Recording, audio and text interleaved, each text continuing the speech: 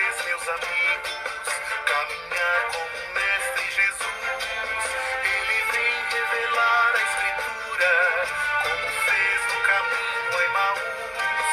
Ele vem revelar a Escritura, como fez no caminho a Emaús. Em nome de Cristo, que é nossa paz.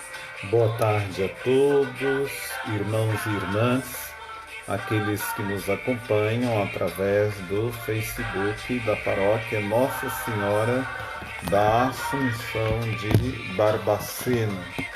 É uma alegria poder chegar até vocês, levando a mensagem de Deus através dessa proposta que estamos para iniciar nesses dias que nós chamamos com o tempo, esse novo tempo, que é o tempo da Quaresma, que é a campanha da Fraternidade de 2021.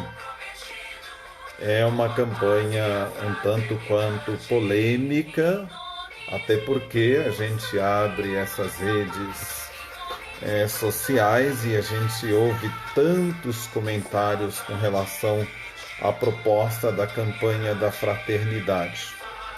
Nos marca alguns comentários positivamente, vindos de pessoas capazes e que falam em nome da Igreja e que são sucessores dos apóstolos, que são os nossos bispos, e que como cristãos batizados nós devemos obediência a eles, até porque são sucessores dos apóstolos, né? Pela fé nós temos a obrigação de somar nossos esforços para sermos colaboradores, discípulos e discípulas dos nossos irmãos bispos.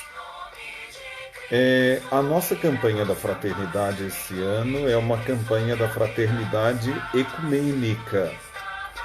É bom lembrar que quando se fala em ecumenismo, nós lembramos da encíclica, carta encíclica do Papa Ut Unum Sit, ou seja, que todos sejam um. É a carta encíclica sobre o empenho ecumênico da Igreja nesse diálogo ecumênico com as diversidades dentro do contexto da Igreja.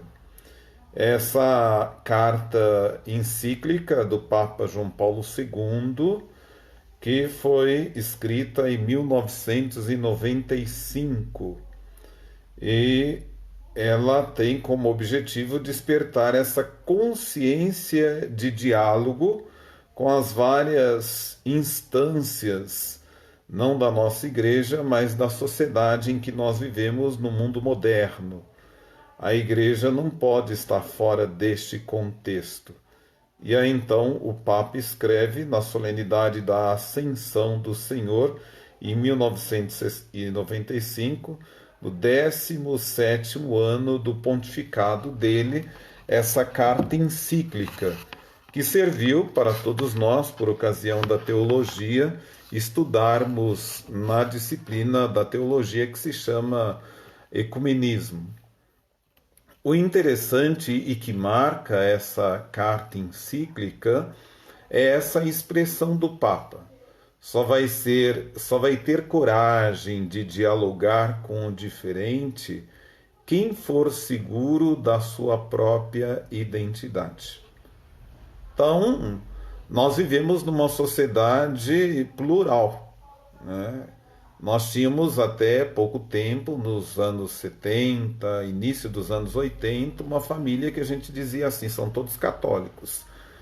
E ali, todos com seu jeito de ser, com a sua maneira de ser, com a sua questão financeira, econômica também, tudo ali dentro desse contexto familiar.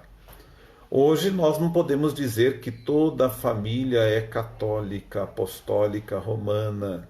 Nós temos dentro das nossas famílias as mais diversas situações de confissão, de profissão de fé. E aí, como dialogar com essas instâncias? Na minha família mesmo, eu sou sacerdote E há tantos outros membros da família, meus irmãos, que são das mais diversas, dos mais diversos credos, né? De outras igrejas, e que professam a sua fé e que nós nos unimos porque somos irmãos, mas nos diferenciamos naquilo que são as nossas opções. Então nós temos que dialogar. Aí me recordo do Papa do Papa Francisco, quando por ocasião do Sínodo das Famílias ele dizia assim: olha, a igreja está dentro de um contexto. É preciso que ela se interesse por várias questões e consiga dialogar com essas questões. E aí então fala assim: como que a igreja vai lidar com os recasados? Como que a igreja vai lidar com pessoas que fazem outras opções? Como a igreja vai lidar com as questões da ecologia? Como que a igreja vai lidar com as questões da reprodução? Então, é preciso que ela consiga dialogar. Dialogar não significa concordar com determinadas situações, mas dialogar significa você possibilitar ao outro caminhos.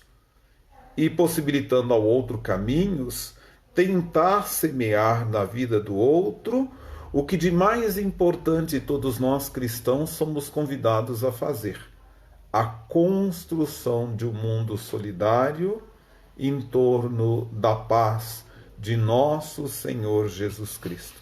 Por isso, essa é a proposta. E o próprio Cristo, na Sagrada Escritura, diz: eu vim para que todos tenham vida, e vida em abundância.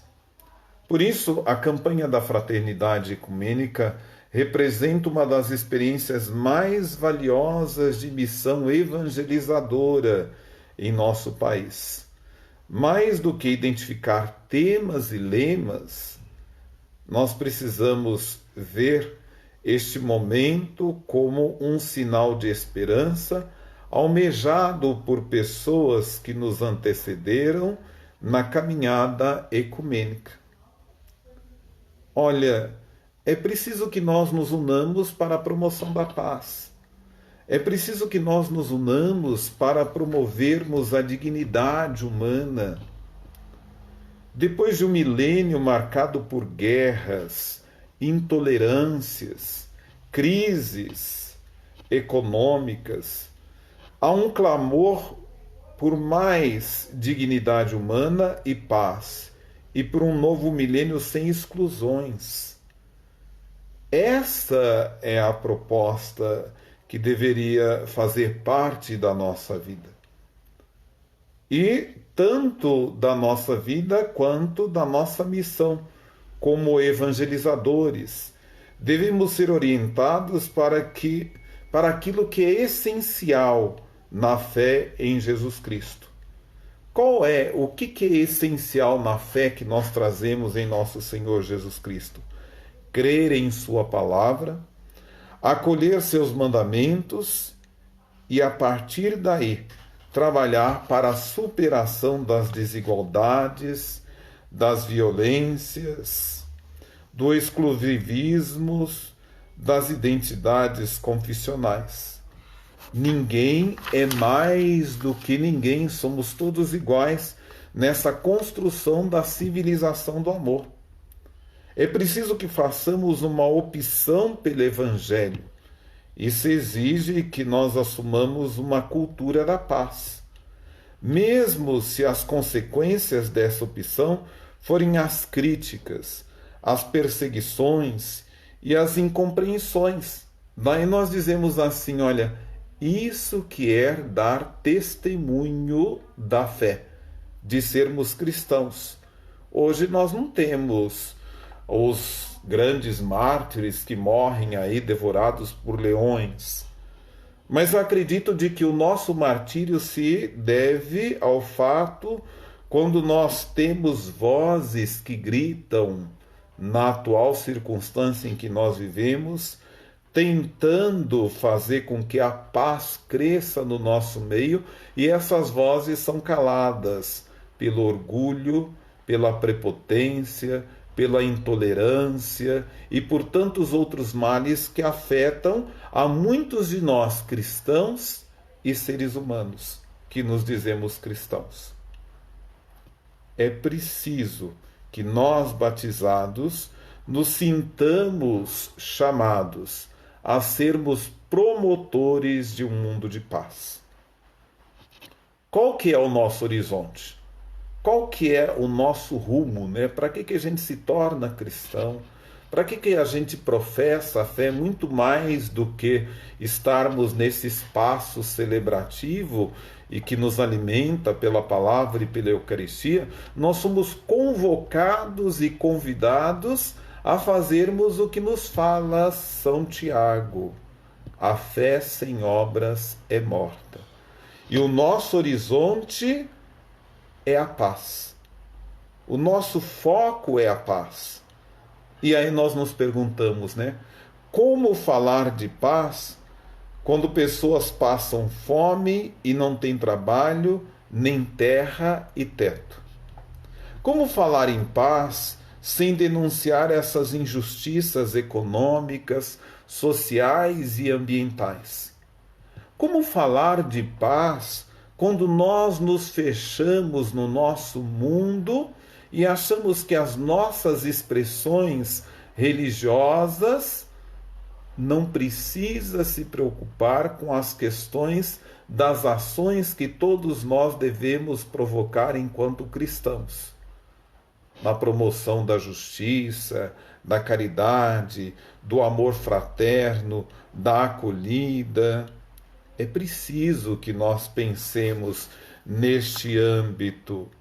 Por isso, o tema dessa campanha nos desafiou e nos desafia a refletirmos e a conversarmos sobre aquilo que é desconfortável e expõe nossas fraquezas. É tão difícil a gente dizer daquilo que nos incomoda, daquilo que nos afeta, daquilo que nos faz sair do nosso espaço já pré-estabelecido, né? Nós dizemos na psicologia o nosso espaço já de conforto, né? É preciso desestabilizar, sair desse espaço, né? E termos essa responsabilidade de refletirmos um pouco sobre aquilo que nos afeta. Por isso, o sopro do Espírito Santo nos fortalece nessa campanha. A primeira alegria que a campanha nos traz e nos ajuda é pensarmos à luz da encíclica do Papa Francisco, Laudato Si, que denunciou com força profética a ganância destrutiva da economia de mercado e apresentou como alternativa o cuidado com a casa comum e com o outro, que é imagem e semelhança de Deus. A segunda alegria nos veio do tema da celebração dos 500 anos da Reforma, em 2017. E nos lembrou que a casa comum, a natureza e as pessoas não estão à venda.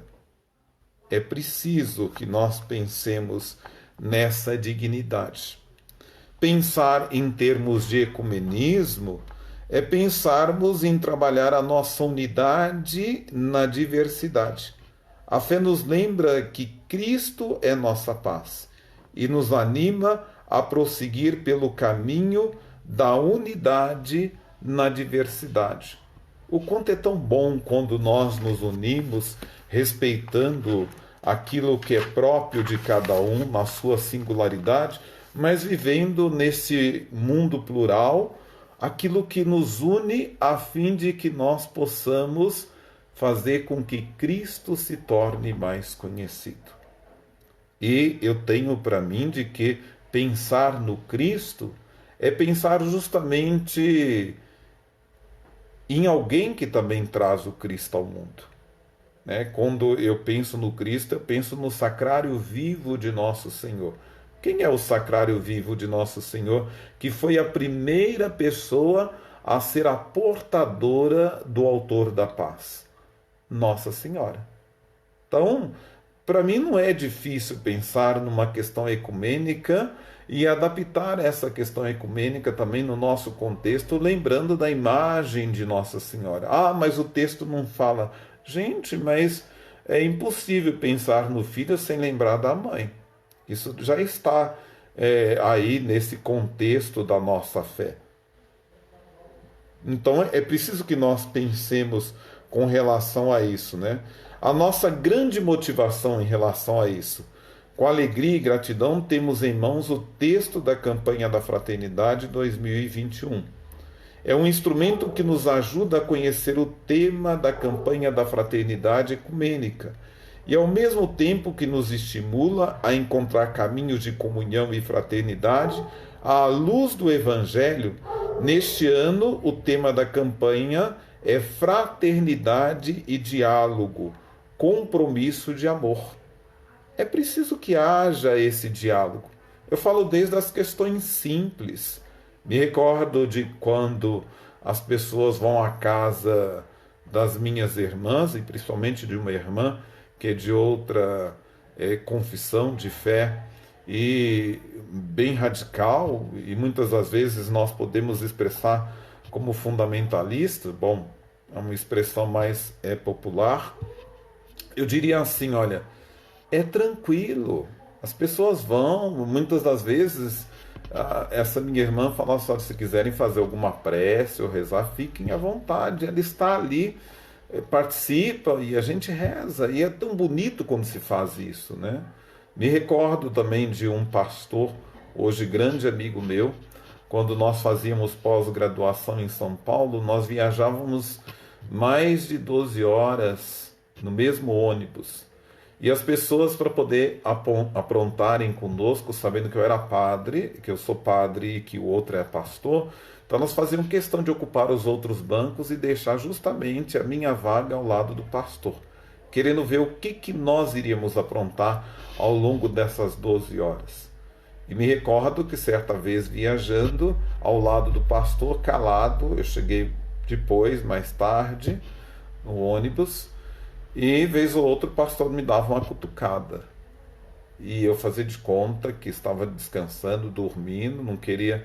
Até que outra vez aumentava essa cutucada e eu falava assim, o senhor está me incomodando. Ele dizia assim, porque você está tão calado, né? Só lhe estou rezando. Eu falei, nossa, que maneira tão fechada de fazer a tua oração, a tua prece, sem convidar o irmão que está ao teu lado. E eu achei até interessante, falei assim, meu Deus, meu pastor falando para eu convidá-lo para rezar comigo. E eu virei e falei assim, não, mas as minhas orações muitas vezes não reza lá na tua igreja, né? E ele dizia assim, olha, você pensa que eu sempre fui pastor? Eu nasci e fui batizado na tua igreja. As circunstâncias me fizeram abraçar outros caminhos. Mas se tem uma das coisas que eu nunca faço, e nunca fiz e nunca faço, é cuspir no prato onde eu comi. Então, quando o senhor entrar neste ônibus e tiver que fazer alguma prece, faça, que eu participarei com a maior alegria, porque nós temos que nos lembrar, o que nos une é nosso Senhor Jesus Cristo. E o que nos difere são algumas questões teológicas de fé particular e peculiar de cada igreja. E isso não vem ao caso quando nós queremos fazer com que Cristo se torne mais conhecido. Então achei bonito isso. Por isso, na carta aos Efésios encontramos a inspiração bíblica que iluminará nosso caminho de reflexão e ação. Em Efésios 2,14 lemos, Cristo é a nossa paz, do que era dividido faz unidade. Olha que bonito essa expressão, né? Qual é o significado dessa confissão de fé em tempos tão incertos como este em que vivemos, caracterizados por conflitos, violência, racismo, xenofobias e outras práticas de ódio? Como anunciar a boa nova de Jesus Cristo em períodos turbulentos como o atual? São questionamentos que nós devemos nos fazer, né? A própria proposta da Igreja Católica é de que nós tenhamos uma igreja em saída. Acho que é Martin Luther King que diz assim: olha, se nós cristãos não nos unirmos, nós somos tão poucos e tão desunidos.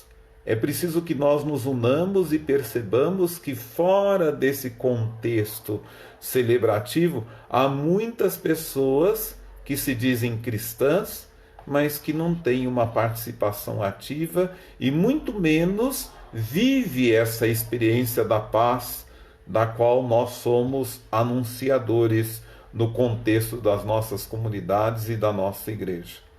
É preciso que nós pensemos. Qual que é a reflexão? Nós somos convidados a refletir possíveis caminhos para o diálogo e a construção de pontes de amor e paz em lugar de muros de ódio. Queremos explicitar os sinais da nova humanidade nascida em Cristo.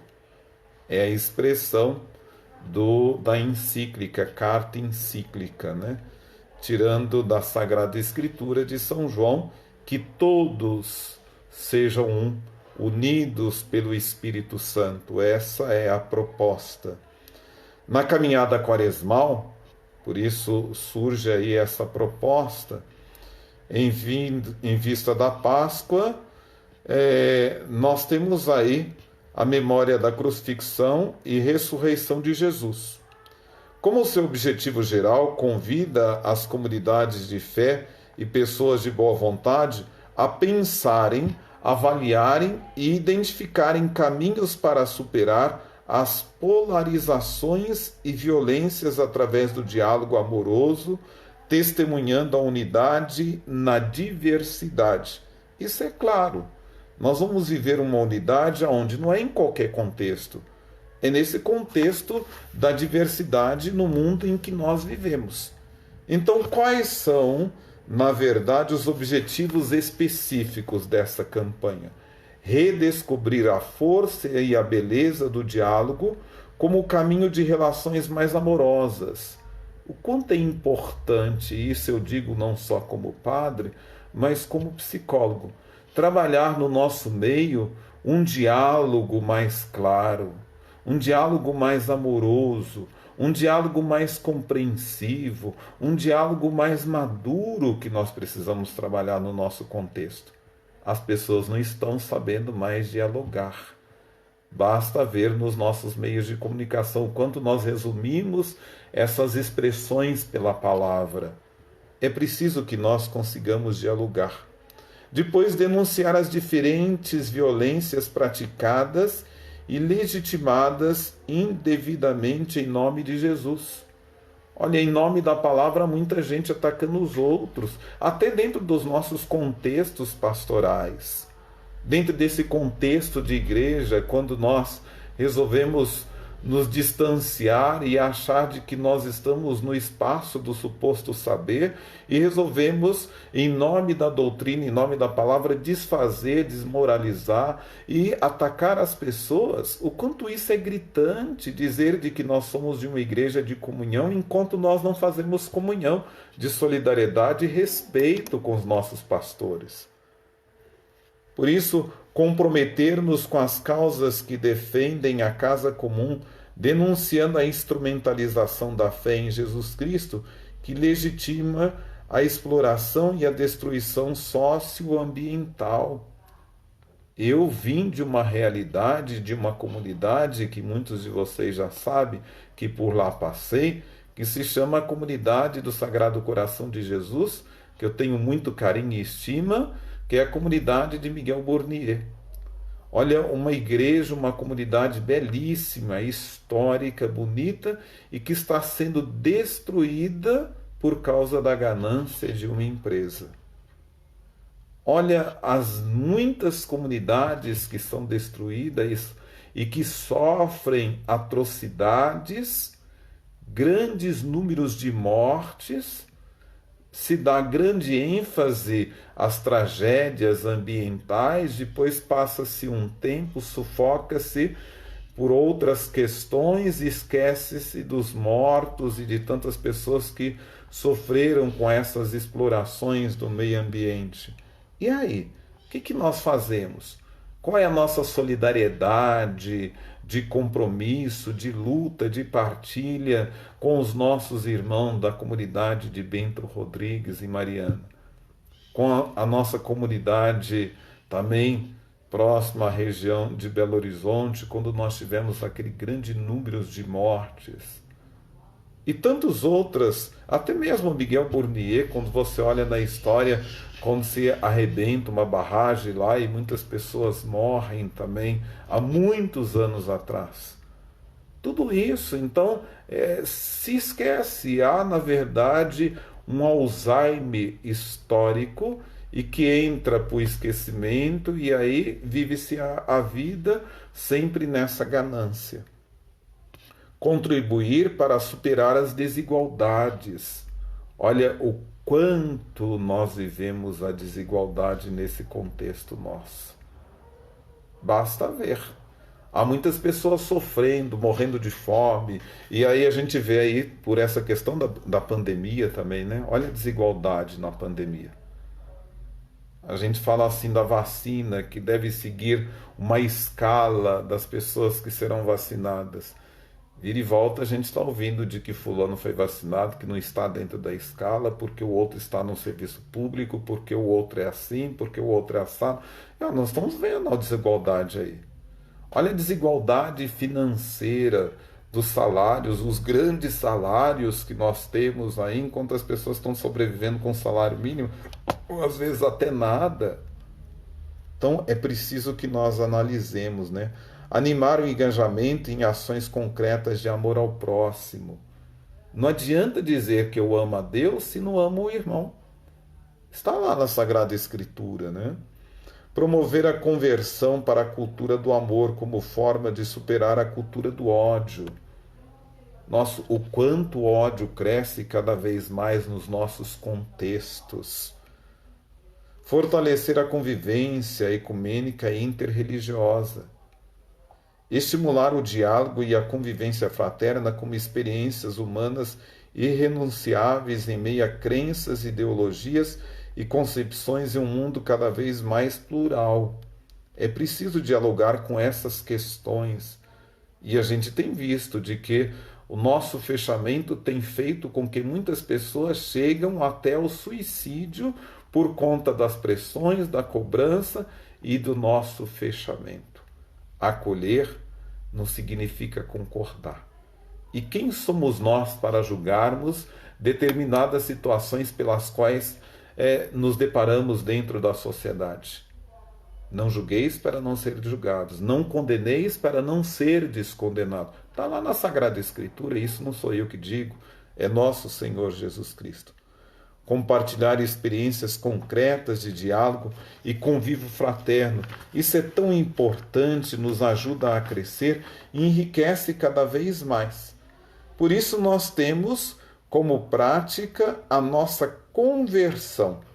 E aí nós dizemos assim, olha, iniciar um tempo da Quaresma, tendo como proposta iluminadora para as nossas ações concretas, a campanha da fraternidade, como sugestão da nossa ação concreta, né? Aí por isso que nós dizemos assim, é um período em que nós vivemos o jejum, a esmola e a oração.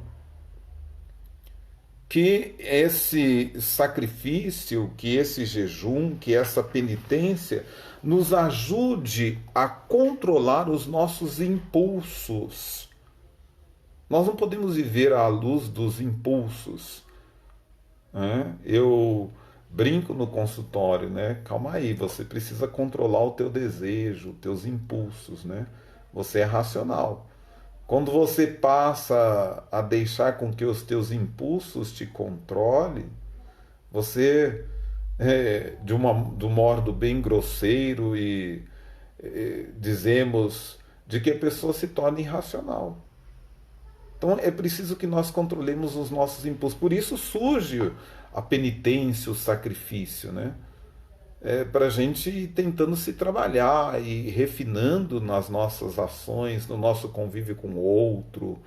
Mas do que adianta, né? Eu vivo o tempo todo sem comer carne, fazendo jejum, fazendo essas obras de caridade. Passo o tempo da quaresma e eu volto a ser pior do que eu era. Então não adiantou. Para quê? Daí eu tenho essa expressão, né? Olha, hoje ficar sem comer carne não é para a gente um sacrifício, não. Aliás, muito pelo contrário, vai ser uma economia e tanto. Então não é sacrifício. Talvez o maior sacrifício que nós somos convidados a fazer nessa quaresma é tentar viver a solidariedade com os irmãos, principalmente com aqueles com os quais temos dificuldade de convivência. O maior sacrifício é que se prenda ao céu da boca a nossa língua, quando desenfreadamente ela serve para poder matar a dignidade do outro, a vida do outro. Então, olha, há tantas outras questões que nos ajudam a viver a fraternidade, a viver o diálogo, a viver o ecumenismo. Então, meus irmãos, olha, tiremos tudo aquilo que nos atrapalha e vivamos esse tempo da quaresma, iluminados pela campanha da fraternidade, tentando trabalhar a nossa ação caritativa, em sintonia com tantos dos nossos irmãos e irmãs que não professam a mesma fé como conosco, mas que estão aí dispostos a construir um mundo de irmãos, de igualdade, de solidariedade e de paz. Não deixem se abater pelos questionamentos, pelas posturas e tantos outros diálogos que surgem aí dentro dos meios de comunicação. É até bom que eles surgem, mas não deixe com que esses comentários te impossibilite de se tornar crítico e de ler, na verdade, o texto básico para você fazer a tua interpretação, tirar elementos que te ajude a construir uma civilização da paz. E há muita gente que passa a criticar porque ouviu um áudio, porque ouviu fragmento de vídeos, essa questão toda, mas não tem, na verdade, quando você pergunta, quando você questiona, não tem um embasamento, não tem uma fundamentação teológica, e às vezes há uma questão teológica e que nós dizemos assim, olha, é fragmentada. Dizer de que essa campanha não é coisa de Deus, bom, eu acredito que possivelmente na época de Nosso Senhor Jesus Cristo não tinha campanha da fraternidade, até porque se trabalhava mais o amor, a solidariedade, a justiça, a fraternidade, a convivência, o perdão. Então não havia essa necessidade, né? Se ela aparece aí iluminada por alguém ou por um grupo que teve essa necessidade de sugerir como uma das luzes a nos iluminar, então nós somos convidados a fazer. E eu me recordo de que ela toma como foco aqui o texto da campanha da fraternidade, algo que muito me preocupava. Me recordo que há mais tempo, quando ouvi o Evangelho, após a Páscoa, dos discípulos de Emaús, eu virava falar assim, gente, de Emaús ou de Jerusalém a Emaús, e Emaús até Jerusalém. Falei, que coisa interessante, né? Quantas coisas bonitas nós poderíamos escrever, né? Algumas paradas para a gente chegar a algumas questões que nós não vivemos na nossa fé, né? Olha, eu pensei isso há muito tempo atrás, mas sempre assim, não sou muito bom de criar as questões. Mas quando eu abri o texto base e vi assim de que o pano de fundo é o evangelho que fala dos discípulos de Emaús, e depois vem a primeira parada, segunda parada, terceira parada, eu falei, gente, é como que se o meu sonho fosse um sonho profético, né? Alguém o colocou em prática. Achei super bonito essa questão da parada, né? Parar significa olhar, ao nosso redor, né? Olhar no nosso contexto, olhar a nossa vida, olhar a nossa situação, né? E perceber o quanto nós precisamos de luzes para enxergar aquilo que nós não enxergamos. Mesmo quando nós dizemos que somos homens e mulheres de fé, talvez a nossa fé esteja muito apagada, porque nós não estamos enxergando tantas situações gritantes e que marcam a nossa sociedade e marca principalmente a nossa comunidade e membros que participam da nossa comunidade. Sejamos mais irmãos, unidos pela ação do Espírito Santo e abençoados cada vez mais por aquela que é a nossa mãe, a mãe de todos os povos. Que Deus abençoe, ilumine e que tenhamos uma ótima e abençoada Quaresma à luz da campanha da Fraternidade 2021. Um abraço a todos, muito obrigado pela paciência e pela participação. Eis o nosso hino da campanha, que nos ilumina, nos toca e nos ajuda a viver a nossa fé.